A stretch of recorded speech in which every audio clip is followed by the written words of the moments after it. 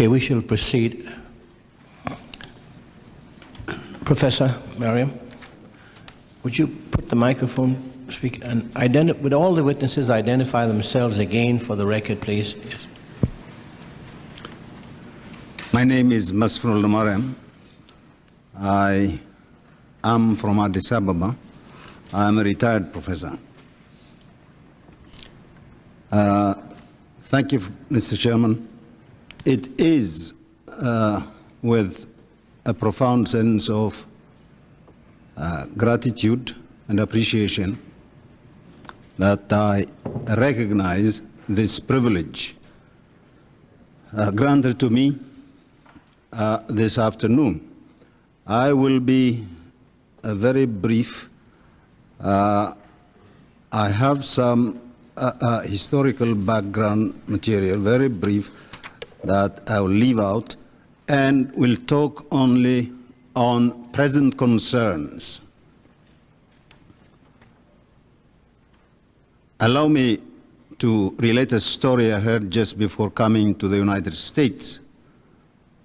An elderly lady, the mother-in-law of someone I know, was expressing great concern for the health of President Bush and was praying. Her son-in-law was curious to know the reason. She told him that President Bush was engaged in the task of bringing reconciliation and peace to Ethiopia, and that she did not want anything to happen to him. I think the lady, in her simple and perhaps naive way, was expressing the confidence that all Ethiopians had on the London negotiations that were to start on 27 May 1991.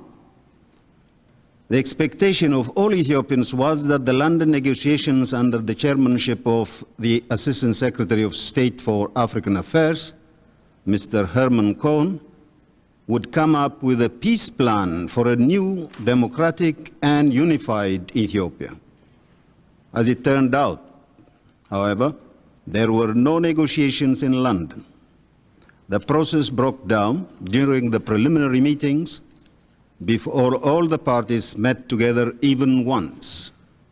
I was in London at that time, Mr. Chairman. The government delegation's press release called it backdoor deals, and the Oromo People's Liberation Front, OLF, declared that the negotiations had died before they even started. As a result, Ethiopian people are now confronted with the following facts. A, with US consent, a separate administration is set up in Eritrea under EPLF, the Eritrean People's Liberation Front. With US recommendation, a new administration is set up in Eritrea under EPRDF, the Ethiopian People's Democratic and Revolutionary Front.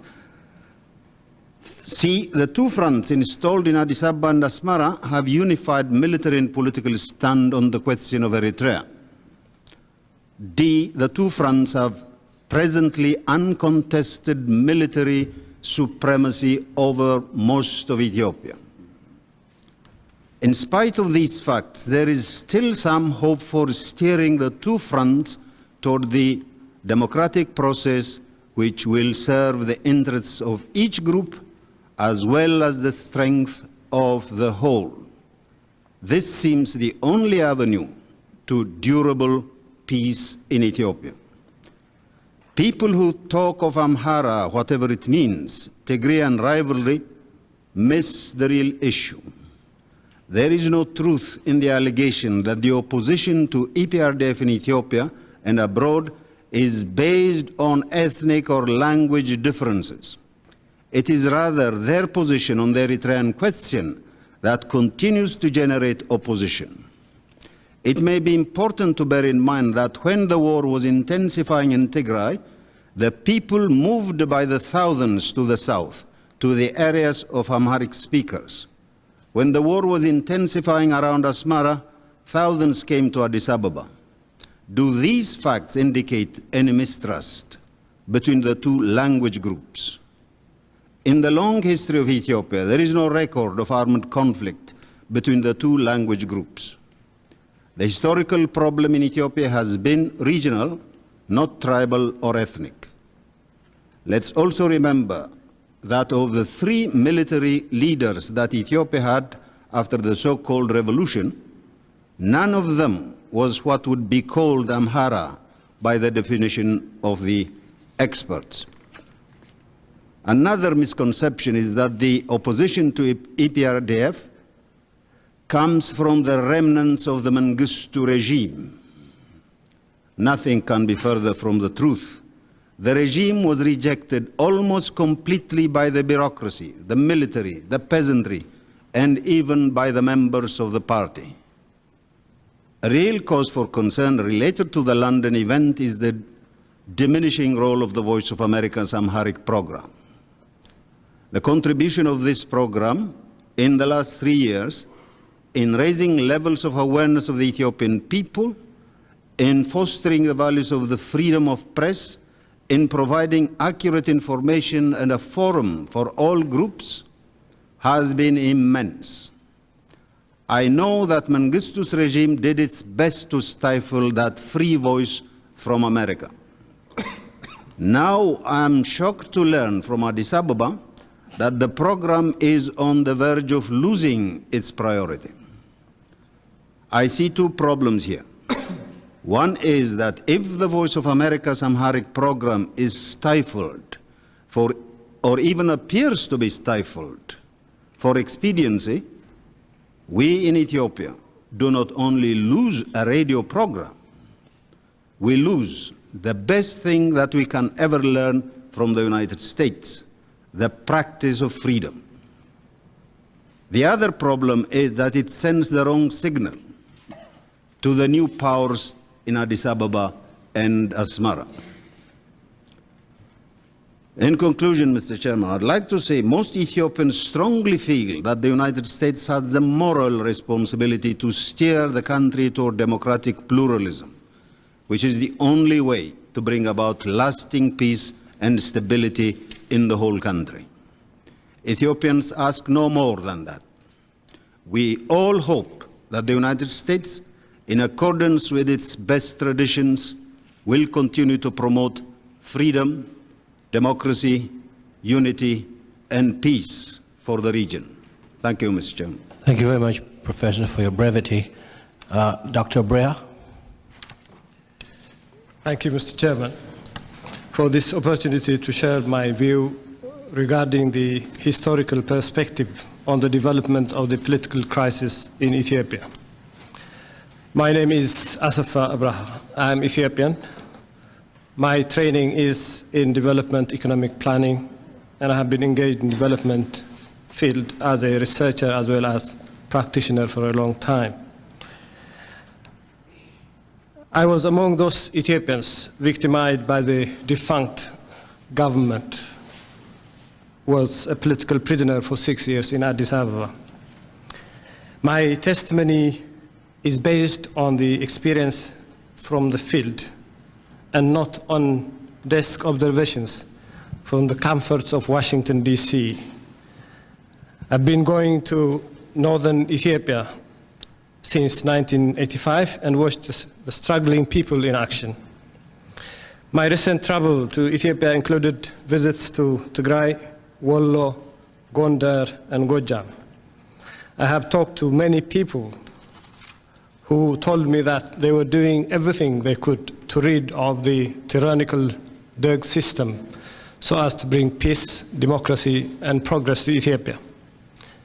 Some of the major activities at the time included land redistribution and work on soil and water conservation.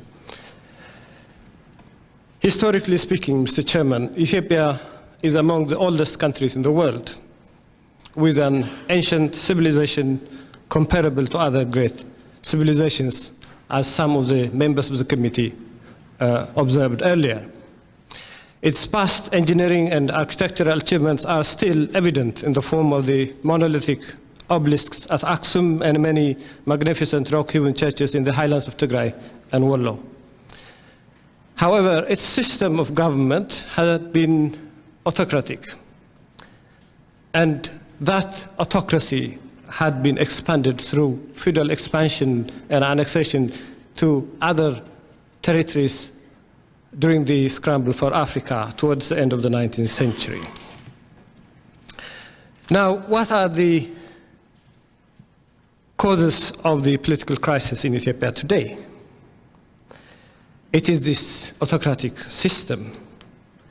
It is the annexation and discrimination and suppression of peoples in the country. It's also the Eritrean question. As a multinational and a multi-religious empire state, Ethiopia's problem also included the issue of domination by the central ruling establishment and the international dimension, both at global and regional levels. All are related and interact upon one another. The anti-democratic nature of the state generated economic and political policies that blocked development. Cultural, linguistic, and social oppressions as well were made central to the policy of domination by the ruling establishment. Consequently, Ethiopia's capacity to create a dual process of assimilation within a nation and destruction of multinational forms through development, as in Europe, for instance, was impaired. Various oppressed peoples have been waging different forms of struggle for a long time to overthrow the oppressive system. Those of Walaga, Bali, Gojam, Tigray, etc. can be considered in this connection. The Ethiopian empire state did not treat the Eritreans any differently. They had acquired a relatively free press, free trade union, and freedom assembly during the British administration. The federal arrangement as well had given them internal autonomy. However, it's instructive to note that the Ethiopian ruling elites did not want the federation to be implemented as resolved by the United Nations. They considered it a direct threat to their hegemony and as an example to the other components of the empire state, which would demand similar states sooner or later.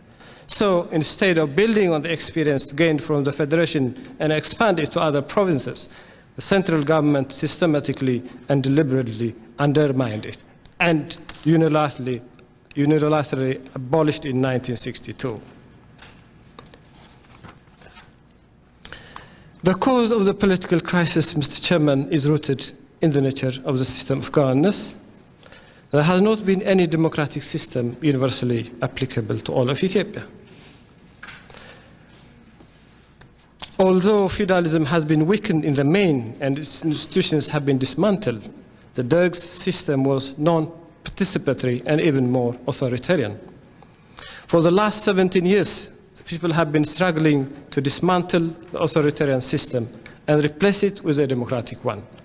The victories that the struggling people have scored so far are not limited to military gains. They also include the unfolding of fundamental social transformation.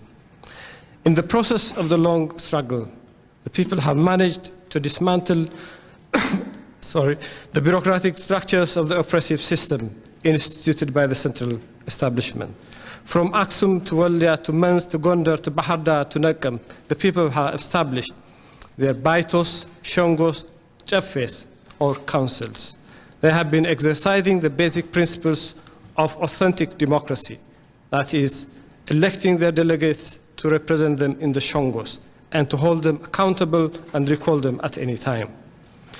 There are already local democratic government structures in place. Further, the struggling people have achieved access to and control over their major means of production, that is, land. It's owned by the people and controlled by their own councils. So far, radical and equitable land redistribution has been carried out in Tigray, Wollo, Northern Shoa, and Gondar. Peasants are able now to enjoy the fruits of their labor and dispose of their produce wherever they want and at prices determined by market forces. They cannot be forced any longer, as indeed they had been hitherto by the Derg, into villagization, collectivization, resettlement, and conscription into the army. Peasants are no longer forced to make crop and labor contributions. The role of the democratic fronts in all those democratic successes has been to enable the people to set and pursue their own agenda. This has been achieved through what can be described as a bottom-up or grassroots approach, which consists of the strategies of facilitatory, persuasive, demonstration, and advisory. It needs to be noted that the process of struggle has been a process of learning. It has been a process of mutual learning for both the people and the fighters. The most important achievement of the learning process has been the realization of the fundamental fact that in order for the struggle to succeed, it has to serve the democratic rights and interests of the struggling people. The people here are at the center stage. Some individuals of the exiles in Washington find it difficult to accept the glorious victories of the people of Ethiopia over the tyrannical regime. It is ironic that rather than celebrate the fall of tyranny, some of the exiles are making frantic attempts to stir up conflicts among the various ethnic groups of Ethiopia. They have been making inflammatory rhetorics to foster ethnic division and animosity. It should be noted that some individuals of the exiles in Washington who are shedding crocodile tears were the very people who helped design the tyrannical system and carry out its atrocities against the Ethiopian people and the country. If their actions and rhetorics are anything to go by, they must have been beneficiaries of the defunct tyrannical system. They are so desperate about the victories of the people that they claim so much through some of their mouthpieces in the press, such as that the Tigrayans are occupation forces, they are invading forces, and that they are a minority, etc. It would be against the democratic aspirations of the people of Ethiopia if the previous ruling elites, who came from a minority, should be replaced by another minority. When speaking of numbers, however, it should be remembered that much as they paid huge sacrifices to protect the independence of Ethiopia in the past, the people of Tigray have paid disproportionately immense sacrifice during the struggle to defeat the totalitarian regime. Having said that, it should be added that the people of Tigray aspire for peaceful and democratic resolution of the conflicts to bring about equality and progress. They want, together with their other Ethiopian compatriots, to build a democratic Ethiopia where everyone feels they belong there, where discrimination against nationality and religion is abolished once for all, and an Ethiopia where there will not be any second-class citizens anymore. What those individuals, exiles, claim and think, whatever they think, the popular democratic struggle has defeated the tyrannical system because the people not only supported but fully participated in it. The struggle has succeeded because it is an authentically democratic and popular struggle led by revolutionary democratic forces. What does one understand by unity in the Ethiopian context? Is it territorial or people's unity that one is talking about? Whose interest does unity serve? These questions must be seriously tackled. The issue of unity cannot be viewed in isolation from the democratic question. They are interrelated. If unity is to serve the interests of the people, it has to be brought about by themselves. Unity cannot be sustained by means of force. Thus, there is no difference between unity and democracy. The people expected democracy from the 1974 revolution. When the Derg took over power, the situation got from bad to worse. The suppression was more intensified. The policy of oppression continued unabated. Yet, the Derg continued with a slogan of unity and committed horrifying atrocities against the people in various areas of the country. However, unity did not come about. Instead, the struggle against oppression and for democracy got strengthened and spread throughout the country. So if the question then is, if there is democracy, there is no reason why there will not be unity. Unity is mutual. People live in unity in order to serve their own interests and not to do favor to others. Unity can come about on the basis of mutual interest. If, on the other hand, oppression and coercion continues, there would not be unity and the country could be disintegrated. The stage reached currently in Ethiopia can be characterized by the following factors. The tyrannical system which had been suppressing all the peoples has been demolished. This has opened the way for reconciliation and magnanimity, and the great majority of the population had suffered under the same system. The condition for ensuring the process of self-determination has been created through A, the establishment of law and order and relative stability, B, dismantling of the coercive structures of the defunct system. These achievements so far will help unfold the process of democratization and creation of lasting peace in Ethiopia. It must be underlined here that in spite of the doomsayer's prophecy that the marauding forces were going to cause bloodbath, take revenge and vendettas in Addis Ababa, nothing of the sort has happened. All indications are that, notwithstanding of the actions of some individual exiles in Washington, the people of Addis Ababa are satisfied with what the EPRDF interim government has done so far. The conflicts in Ethiopia have to be peacefully and democratically resolved. In other words, if the democratic solution is practiced in Ethiopia, it will also resolve the Eritrean problem. All the parties concerned should work towards the process of peaceful and democratic resolution of all the conflicts in Ethiopia. The interim government has been taking the following actions that lead towards peace and democracy: ensuring security and stability in the capital and the country as a whole, resuming emergency relief supplies to the affected areas, including deploying all military vehicles towards that objective, transferring ammunition depots from the capital city to other safer areas. All these positive actions towards peace are being watched by diplomats in Addis Ababa and the international community at large. All forces should help in the peaceful and democratic resolution of the conflicts in Ethiopia through the principle of self-determination. The US is on record in recognizing this principle, which is commendable. The US has also to help in the provision of emergency relief and recovery and reconstruction assistance. Thank you for giving me the opportunity to testify. Thank you very much indeed. May I suggest to the other witnesses that if they wish, they may enter their entire statement into the record and could summarize it. Mr. Dresser, you may proceed. Thank you. It is indeed a pleasure and an honor to be allowed to testify before you today. I especially want to thank Chairman Dimali for his invitation to appear.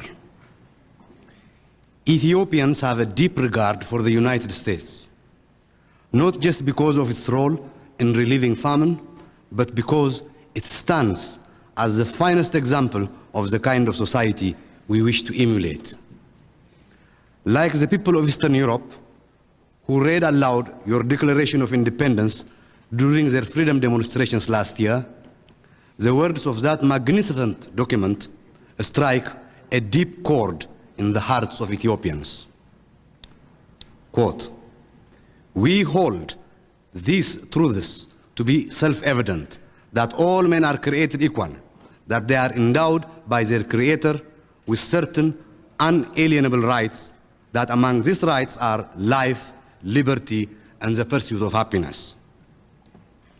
That is why Ethiopians welcomed American efforts to end the 17-year-old long civil war between Mengistu and various guerrilla movements by sponsoring talks in London beginning last May 27. Unfortunately, however, the London talks did not include some of the most important participants in the years-long struggle to overthrow the Mengistu regime. Those who were invited included the representatives of the tottering communist Mengistu regime, the Eritrean People's Liberation Front, or EPLF, whose goal is the separation of Eritrea from the rest of the country, the Oromo Liberation Front, and the Ethiopian People's Revolutionary Democratic Front, or EPRDF, which supports the secessionist agenda of the EPLF. Other important organizations that were not invited include the Ethiopian People's Democratic Alliance, or EPDA, Ethiopian National Democratic Organization, also known as Democratic Ethiopia, Ethiopian Democratic Union, Kutat Ethiopia, the Ethiopian Democratic Front, and others. These groups not only seek to keep the country together under a true constitutional government patterned after those in the West, but wish to align themselves with the United States. These democratic organizations never received any support from their natural allies in the West, and thus had no armies. But Mr. Chairman, I would argue that they contributed just as much to the downfall of the regime of Mengistu Haile Mariam as the guerrillas did. It was they who worked incessantly within the bureaucracy, the party, and the army to undermine support for the regime. It was the Ethiopian People's Democratic Alliance who broadcast from a clandestine radio station in a neighboring country the message of a federated Ethiopia in which, like the United States, government is elected and each group has the opportunity to make its voice heard. It was this message that inspired entire brigades of Mengistu's troops to defect. Ethiopians were alarmed and disappointed, therefore, when the Democrats were not invited to negotiate in London. They were even more alarmed when Assistant Secretary of State Cohen invited the EPDRF to enter the capital city, Addis Ababa. Mr. Cohen's motives, I'm sure, were noble: to head off the collapse of public order and pave the way for a provisional government that could begin to put our ravaged country back together. But Ethiopians facing rule by the EPDRF saw this move as a betrayal by the United States. Why did America's blessing of the EPRDF cause such a negative reaction? It was because, rightly or wrongly, they see the EPDRF not as liberators but as conquerors. Are they right to fear the EPDRF so much? After all, it claims to be in favor of a democratic form of government in which each of Ethiopia's many nationalities will be represented, in which human rights will be guaranteed. But what alarms people is that the organization is closely associated with the Tigray People's Liberation Front. It is this close identification with Tigrayan-speaking Ethiopians, who, including Eritreans, make up about 12% of the population, that frightens other Ethiopians. They fear a new ruling class. They also fear that the EPDRF's support of the Eritrean People's Liberation Front's secessionist agenda will result in Eritrea splitting off from Ethiopia, perhaps taking Tigray along with it, tearing the country apart. If the new victors will institute a provisional government that includes representatives of all pro-democratic organizations, that calls a freely elected constituent assembly to hammer out a constitution guaranteeing all Ethiopians the kind of freedoms that Americans take for granted, then the United States should support them. But if they do not do these things, if instead they try to rule Ethiopia as Mengistu did, then Ethiopians of all nationalities will mobilize to do to the victors what the victors, in collaboration with others, did to Mengistu. It will be a tragedy as great or greater than all that has gone before. Ethiopians were perfectly content to see TPLF, EPLF, the EPDRF, OLF remove Mengistu from power. But they are not about to allow a new tyrant to take his place. Instead, they will fight. Like all my countrymen, I am overjoyed to see the last of Mengistu, and I am willing to give the benefit of the doubt to the new regime. But we cannot take their assurances for granted. A look at the program of the EPDRF shows why. It calls for a multi-party system, but says the rights of the remnants of the anti-democratic feudal class and the fascist Derg need to be curtailed up to and including denying these sectors the right to participate. Using that kind of language, it would be an easy matter to label whomever you wish as feudal or fascist remnants and take away their rights. The EPDRF program calls for major enterprises to be state-owned, operating under, quote-unquote, a national plan. It calls for government control of all trade and the confiscation of urban property by the state. It says that, and I quote, education shall have a revolutionary democratic content, meaning that children will be indoctrinated in the organization's ideology. It sets as a goal, quote, to overcome backward feudal culture and decadent imperialist culture, unquote. This can only mean that cultural traditions, including religion, will come under attack by the state. To anyone familiar with the history of radical revolutions, these statements are warning flags. They threaten the establishment of yet another regime that will try to control people's lives in the name of democracy and impoverish the country with their attempts to plumb production and confiscate wealth. 2 years ago, I published a white paper entitled Picking Up the Pieces, Democracy, Totalitarianism, and Ethiopia's Future, which I would like to introduce as part of my testimony. In it, I presented an alternative to dictatorship by the strongest. I proposed a federal system much like that of the United States. Under my proposal, the Constitution would give autonomy to local governments and guarantee basic rights by discouraging the centralization of power that in Africa invariably results in the rise of one-party rule and the rise of one-man rule. It would get the state off the backs of the people and give them the chance to prosper.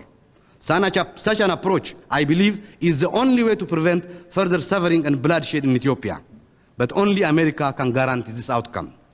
I am not saying that the United States must become embroiled in another years-long conflict. In fact, it will take a minimum effort. The new victors face a stalemate, a continuing struggle against determined resistance. Both sides unable to win, but unable to live with the other. They cannot turn to the Soviet Union, for it has itself become an international basket case. They can only turn to the West. That is why the role of the United States will be so important in the weeks and months to come. We need America to exercise its moral leadership, its tremendous prestige, to ensure that the new provisional government is truly a representative one, including all organizations that resisted Mengistu. If these goals are accomplished, the various ethnic groups will have no reason to fight. All that is needed is to remove the threat of dictatorship. If America uses its influence to guarantee political pluralism and basic human rights, Ethiopians can finally, after 17 years of profound suffering, awake from the nightmare and begin rebuilding their country. Thank you, Mr. Chairman. Thank you very much. Mr. Walde? Mr. Walde, would you just pull the microphone closer to you, please? Thank you.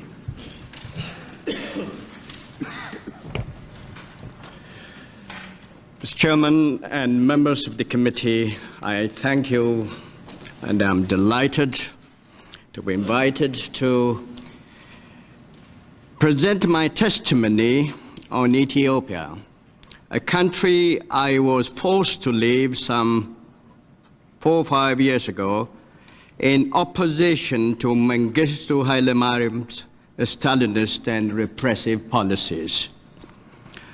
Unfortunately, however, that country has once again come under the clutches of another ruthless and Stalinist tyrant. So it's almost melodramatic. Out goes Mengistu to Harare, and in comes Meles Zenawi through London, a Tweedledee replacing a Tweedledum. The outcome of the London conference was most disastrous for Ethiopia, most destabilizing for the Horn of Africa, and most disquieting for the rest of Africa. Trouble is, the conference, if it really was a conference, suffered from one fatal structural deficiency, which in turn led to some fatal outcomes.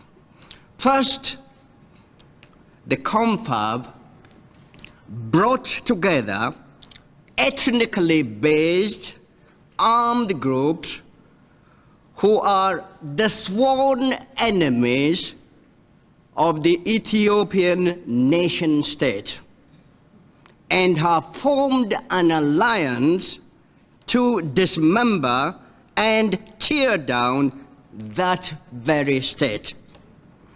Those groups with a multi-ethnic base who enjoy the broad support of the Ethiopian people, the vast majority of people who do not belong to any of these political groupings, either armed or political, were pointedly and deliberately excluded.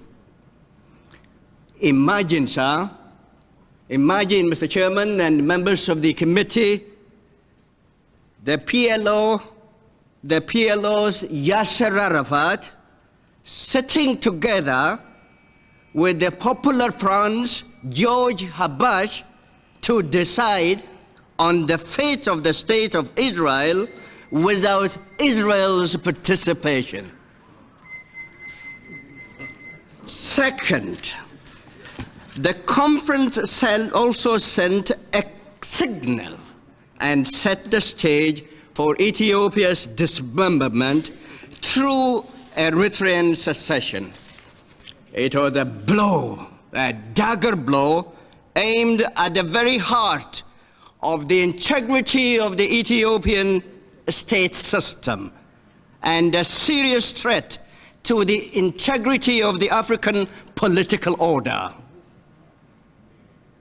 It's no wonder that the decision outraged millions of Ethiopians all over.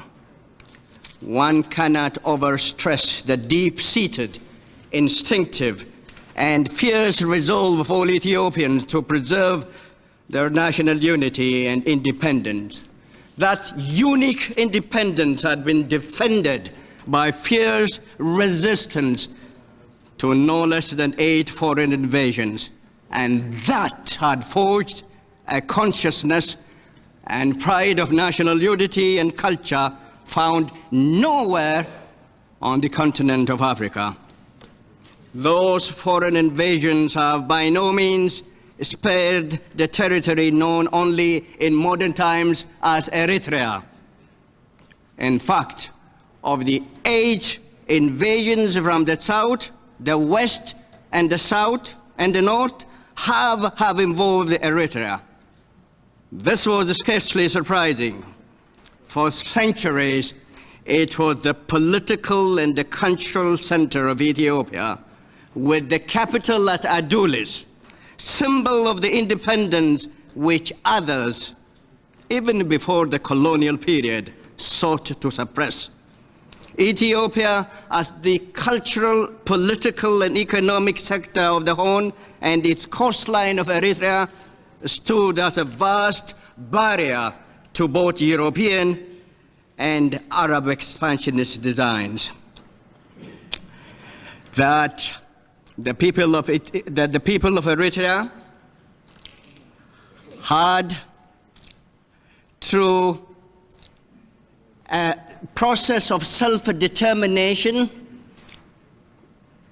under the auspices of the United Nations, had exercised the right to determine and had determined that by deliberately and voluntarily linking their territory in federal association with Ethiopia was unfortunately, conveniently forgotten. Any future decision on Eritrea, Mr. Chairman and members of the committee, I would assure you, if and when it is taken, would have to be taken not by the inhabitants of one province, but by the people of Ethiopia as a whole. Thirdly, the decision to let in the TPLF, the African counterpart of the Asian Khmer Rouge, I would like to call them the Khmer Noir. Yes. The decision to let in the TPLF and occupy Addis Ababa and grab state power was tragic and inexplicable. How an ideologically intoxicated, ethnically narrowly based guerrilla force, as Francis Le Monde did say in this morning's editorial, headed by a radical Stalinist with no experience to raise and administer a family, let alone administer a country of 50 million people, should be asked to march in and assume state responsibility is beyond me to comprehend, and I ask for divine intervention. That must be the first time when a self-declared Stalinist is sanctioned by the United States to take over state power. The upshot of all these decisions and actions is to seriously compromise Ethiopia's fundamental interests. And the country is saddled now with a Stalinist regime which is just as repressive as Mengistu Haile Mariam's. But whatever has happened, Mr. Chairman, has happened in London. And it is time to correct mistakes and move on.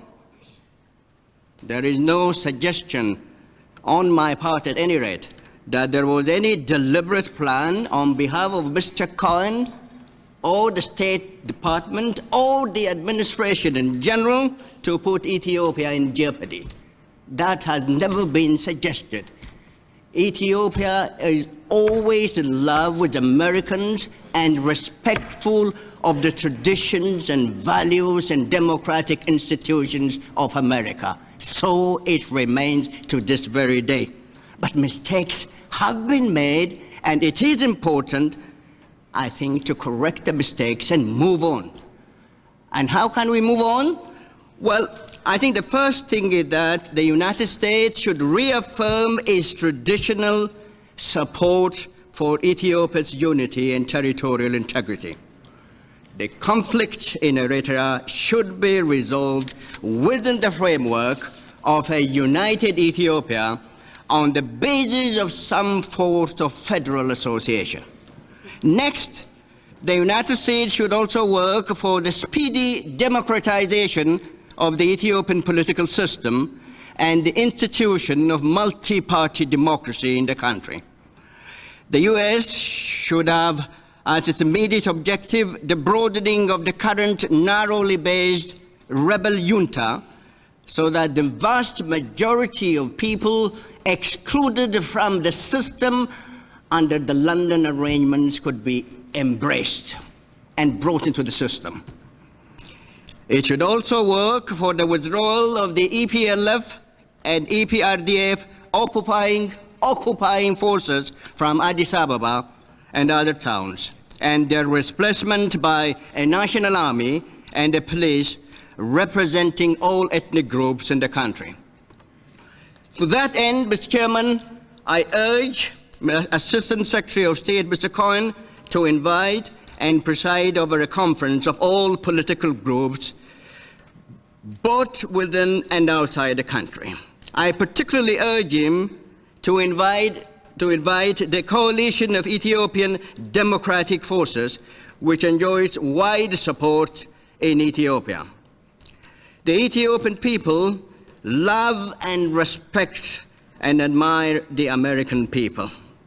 The United States is the only country with the political and moral stature to usher in democracy in Ethiopia and help defend it against dismemberment. I therefore ask members of the committee, I also ask the administration, in particular the State Department, to reconsider the decisions taken and the actions taken in London and bring about an orderly transfer of power from this tiny, tightly knit group of a military junta to a broadly based representative government in Addis Ababa with the unity and territorial integrity of the country intact. I thank you very much, Mr. Chairman. Thank you. Have you voted already? No. There's a vote on the floor now. The members will proceed, but I will continue to accommodate our last witness. Mr. Giorgi. You may proceed. Mr. Chairman, thank you for the opportunity to testify before this august body.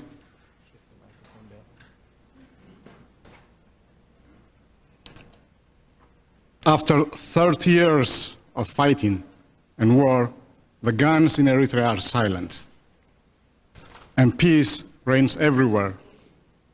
That includes also Ethiopia.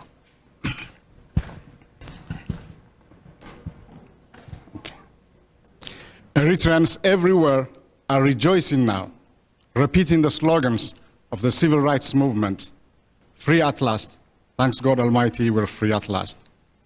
And they're also repeating the slogans of the Jews who are remnants of the Holocaust by repeating their slogan again, never again, reflecting their dual heritage. The provisional government of Eritrea has embarked on the restoration of public services right away. Food distribution is given the highest priority and is going on smoothly. The seaports of Massawa and Assab, the international port in Asmara, as well as all major roads are open, and movement of people and commerce is moving unimpeded both within Eritrea and between Eritrea and Ethiopia. In Eritrea, the price of staple foods has gone down by as much as 60% within the first week of liberation. Within Eritrea, electricity and water supply systems have been restored to normal operation after a disruption of more than 2 years. Hospitals and clinics have resumed their function. Law and order prevails everywhere. Perhaps the greatest benefit from the recent developments is the alleviation of different forms of human suffering. The Coptic Orthodox Church in Asmara has taken responsibility, full responsibility, to take care of all war orphans in the country. Families that have been separated for up to 30 years are going to be reunited. There are close to 1 million refugees in exile all over the world.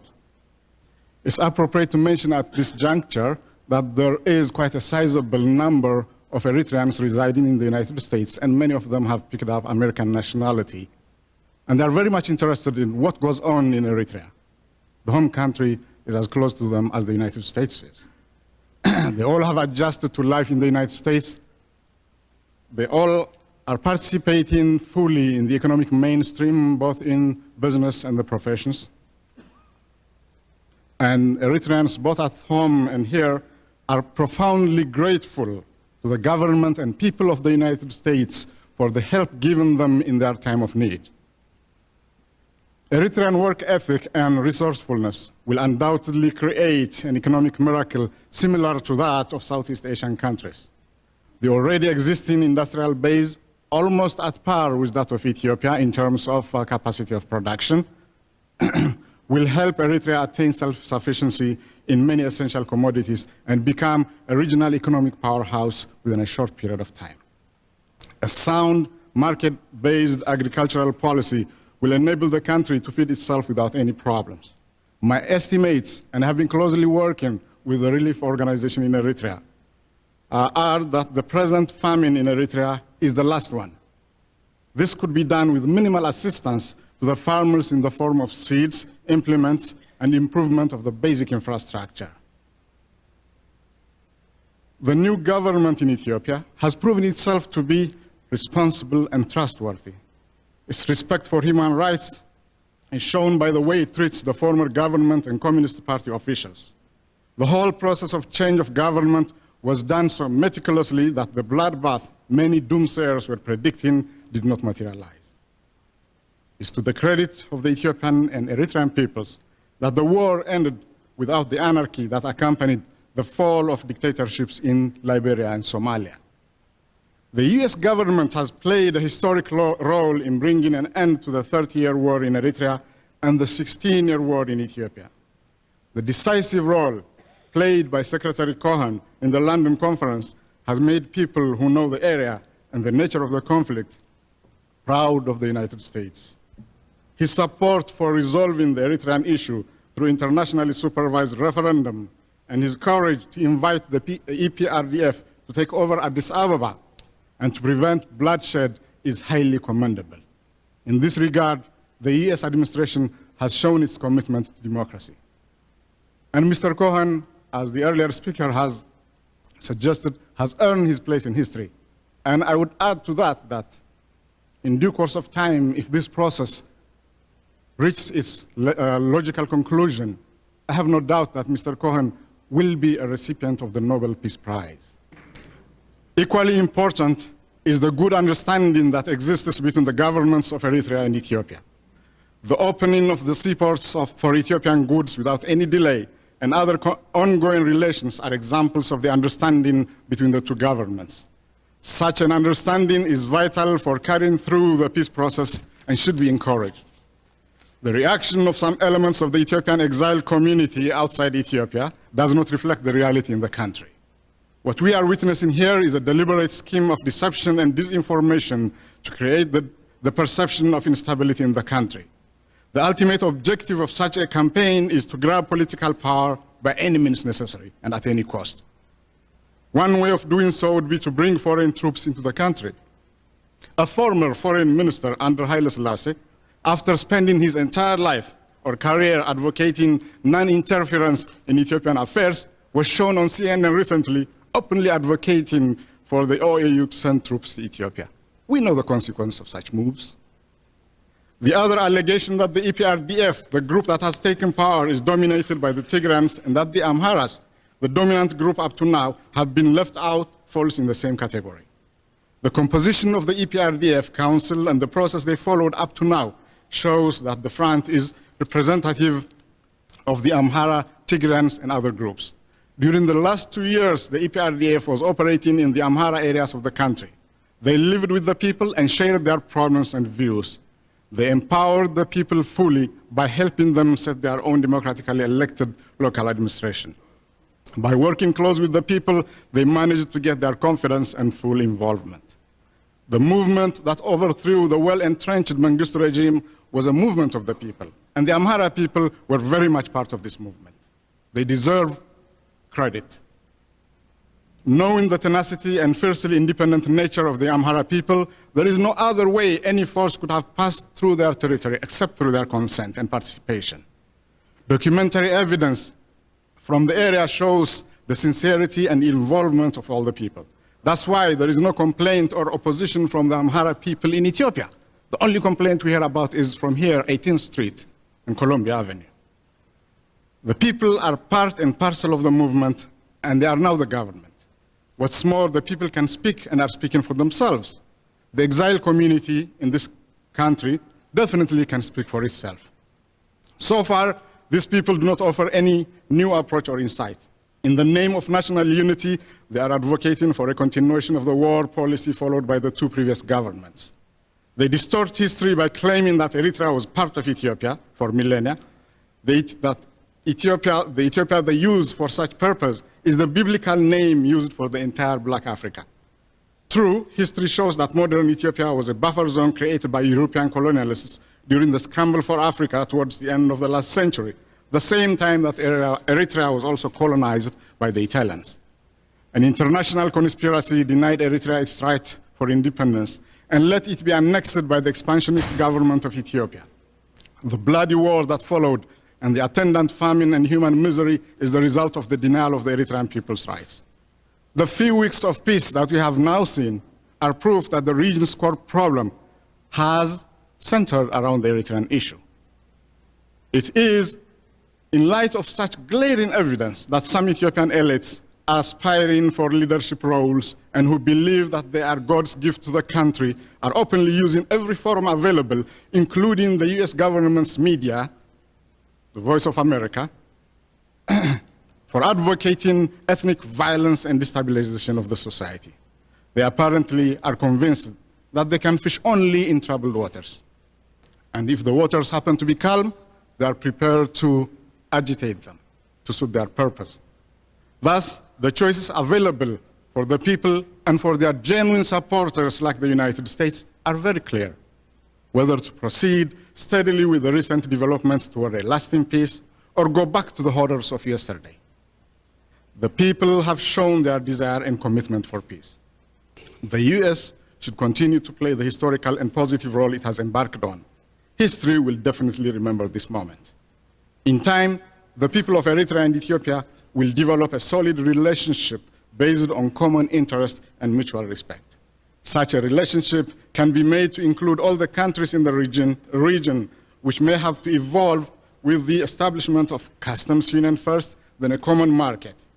Establishment of a democratic system of government and market economy can be conditions for joining such a union. Economic and other forms of aid can be used effectively as incentives for cooperation in the future.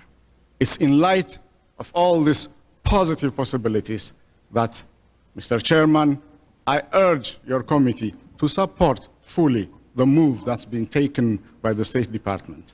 Thank you. Thank you very much indeed. I think today's witnesses prove the need for a national meeting of reconciliation because of divergent views. However, the committee is privileged to have such outstanding scholars and witnesses here today, men, unfortunately no women, with deep commitment and wide range of knowledge about their country. Mr. Giorgio, what is the ultimate objective of the EPLF in Eritrea? The official position of the EPLF regarding the future of Eritrea is to let the Eritrean people in a democratic process, such as a referendum, decide their future. But what do they perceive as their future? Tentatively, there are about 4 choices presented to the people. If they would like to be united with Ethiopia, that will be done. If they would like to have an independent state of Eritrea, that will be done too. If they want to have some kind of a federal arrangement, that's another possibility. And finally, any kind of regional autonomy could be worked out.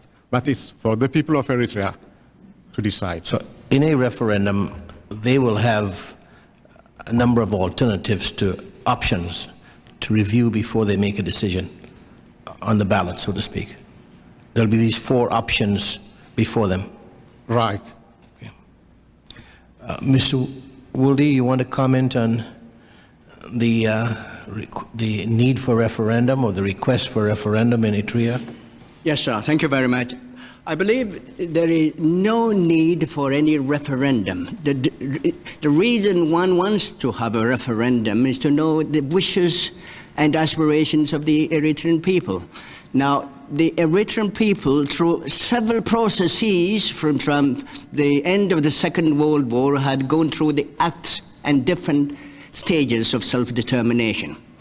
The 1947 4 Great Powers Conference decided to set up a commission of investigation, sent that committee or commission to Eritrea to investigate on what the people of Eritrea wanted to do. That commission came with a recommendation that the majority of people wanted to associate themselves with Ethiopia.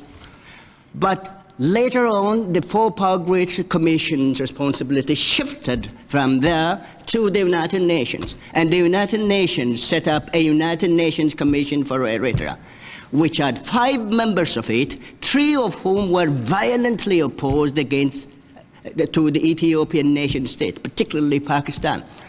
That commission went to Addis Ababa, had attended rallies, went to churches, to synagogue, to mosques, visited schools and factories, and decided at the end of the day, the vast majority of the people of Ethiopia want either total association with Ethiopia or some form of federal association. The commission went back to the United Nations and drafted a federal constitution for Eritrea, which was approved by the people through the Eritrean Assembly. And therefore, the decision on whether to belong or be member of Ethiopia has already been taken by the people of Eritrea. One cannot give the right of self-determination every 15 years or 20 years or every generation.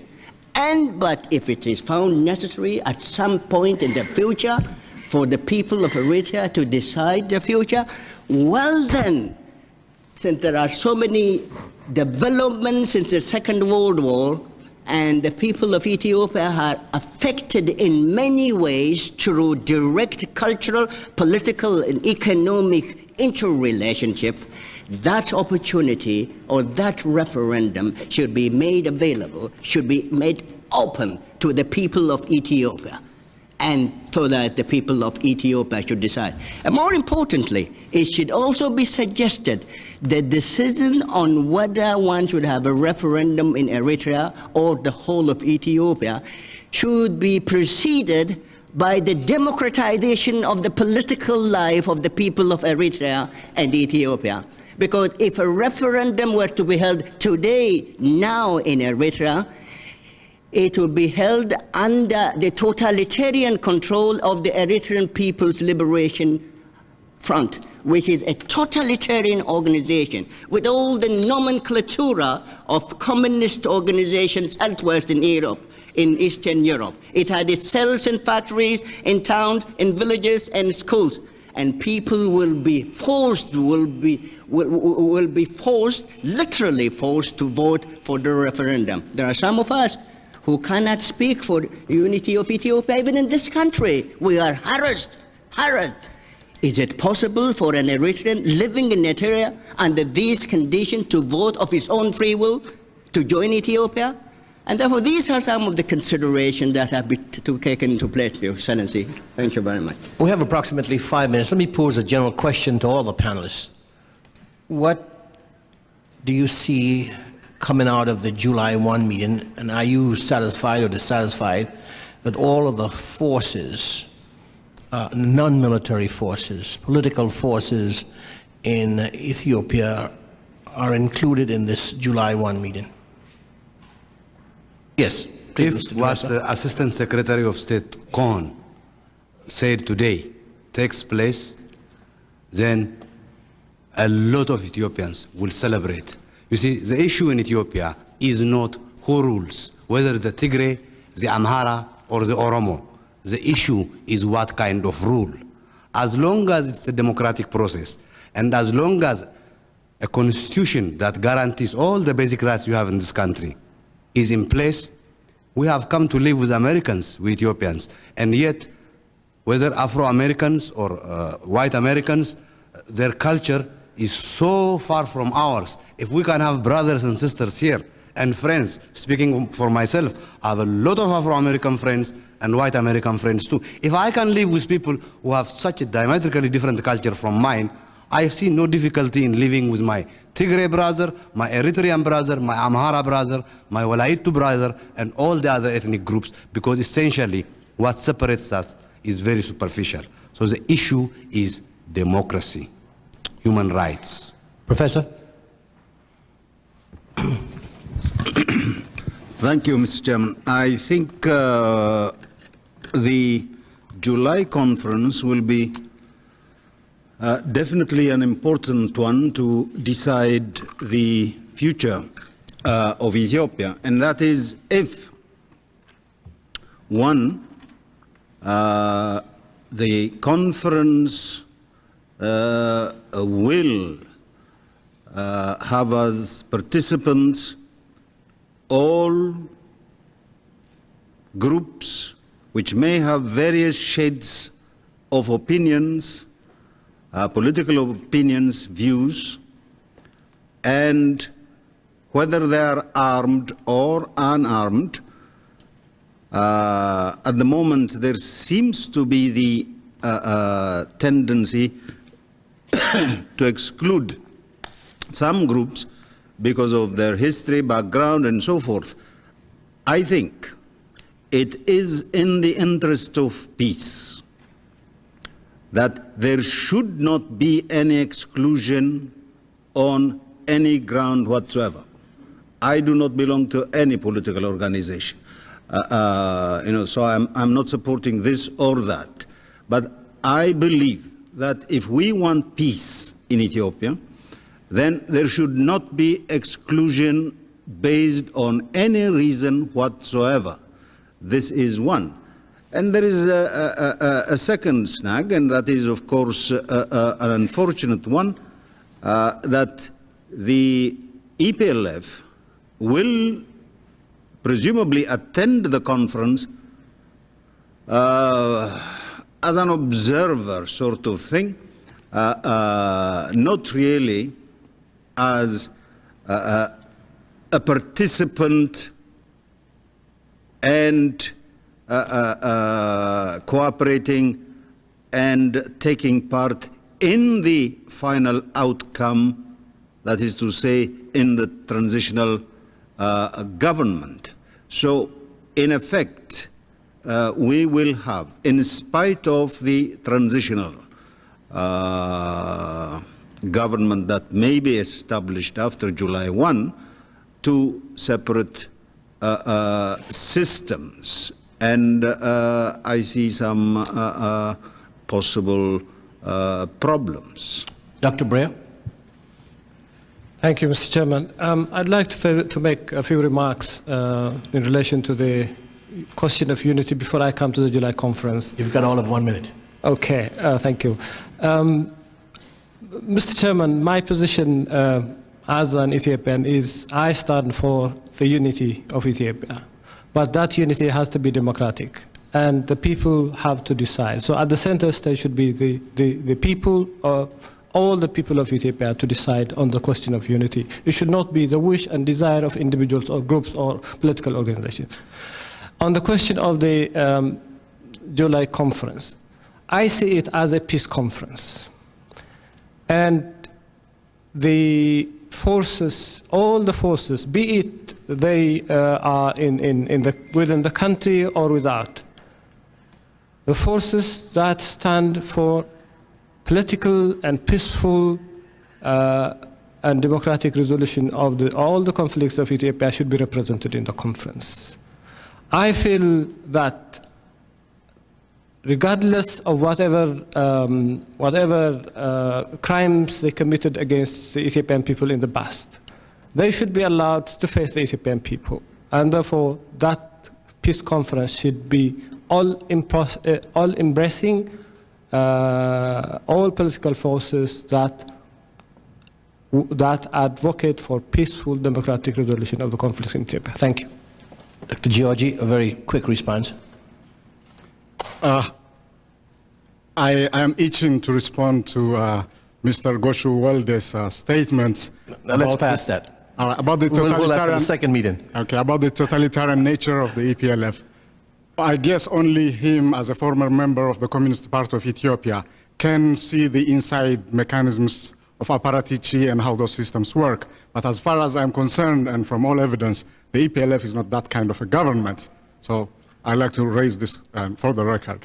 As far as the July conference is concerned, I also wish sincerely that all the parties concerned about the well-being of the country are represented, because Eritrea needs a peaceful and democratic Ethiopia as its neighbor.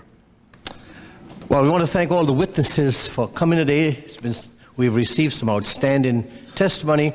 I want to announce that the committee intends to have staff observers at the July 1 conference. Thank you very much.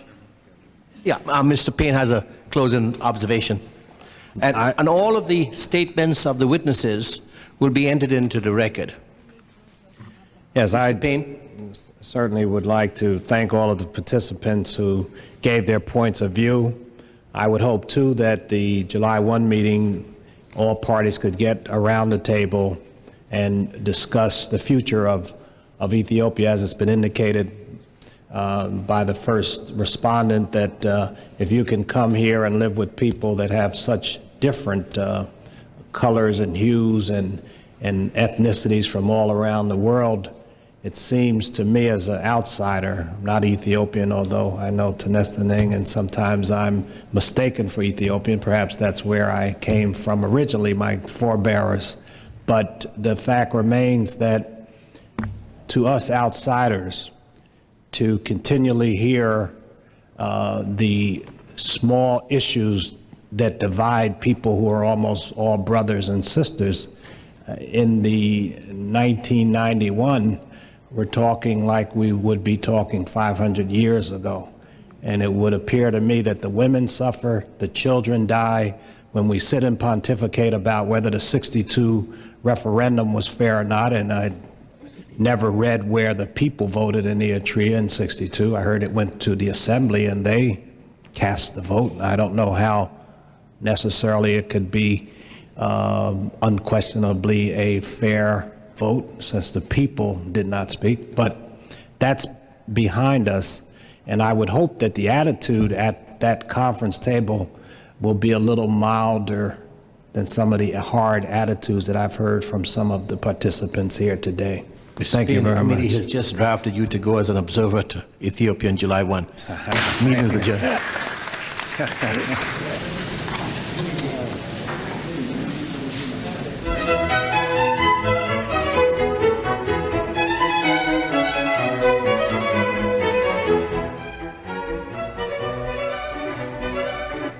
That concludes Tuesday's hearing, and a note to join us this morning at 8:45 a.m. when the guest on our call-in program will be Paul Taylor of the Washington Post. He'll join us to talk about social policy, specifically pro-family tax policies meant to preserve the institution of the family. Again, we'll take your calls on the subject at 8:45 a.m. Eastern Time, 5:45 Pacific Time. In just a moment, remarks by Israeli Ambassador Zalman Shobal.